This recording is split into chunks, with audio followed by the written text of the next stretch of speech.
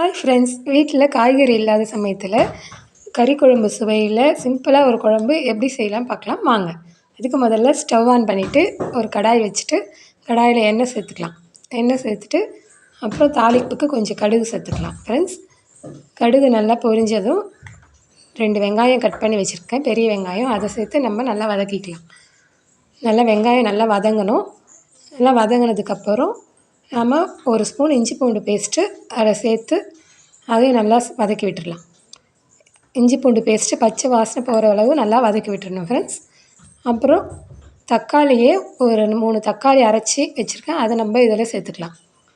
சேர்த்து தக்காளியோட பச்சை வாசனை போகிற வரைக்கும் நல்லா வதக்கிடலாம் ஃப்ரெண்ட்ஸ்.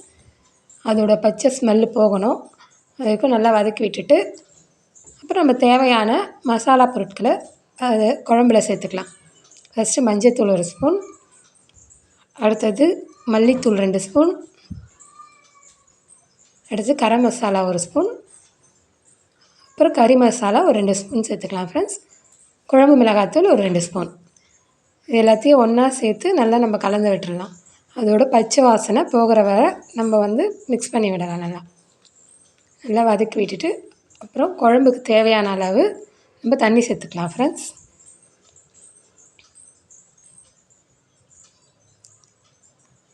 தண்ணி சேர்த்தாச்சு. இப்போ நல்லா இது மசாலாவோடு கலந்து விட்டுட்டு குழம்புக்கு தேவையான அளவு உப்பு சேர்த்துக்கலாம்.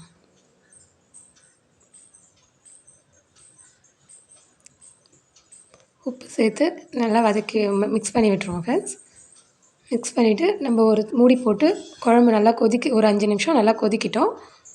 அது வரை நம்ம மூடி போட்டு மூடி வச்சிடுவோம். வாங்க ஃப்ரெண்ட்ஸ், இப்போ 5 நிமிஷம் ஆகிடுச்சி. குழம்பு நல்லா கொதித்து நல்லா திக்காகி வந்திருக்கு. இப்போ ஸ்டவ் ஆஃப் பண்ணிக்கலாம். இதுக்கு நான் வச்ச பேர் மசாலா குழம்பு ஃப்ரெண்ட்ஸ். இதை நீங்கள் உங்கள் வீட்டில் ட்ரை பண்ணி பார்த்துட்டு எப்படி இருக்குன்னு கமெண்ட்டில் சொல்லுங்கள். எங்கள் சேனல் பிடிச்சிருந்தா சப்ஸ்கிரைப் பண்ணிக்கோங்க, லைக் பண்ணுங்கள், ஷேர் பண்ணுங்கள். தேங்க்யூ.